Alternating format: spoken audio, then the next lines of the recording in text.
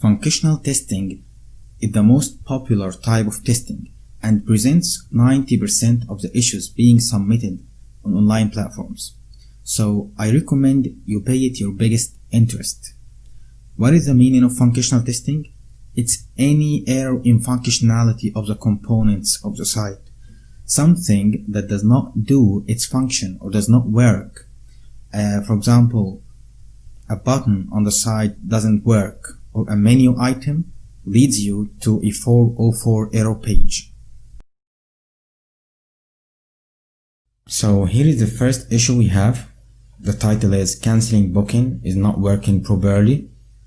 The canceling button right here should remove the booking. This is after clicking the button. The address stays and only the booking date removed. This is a functional issue. So this is the second functional issue here. The search bar does not accept Arabic typing. The search bar here should accept Arabic typing because this is a localized version of the website.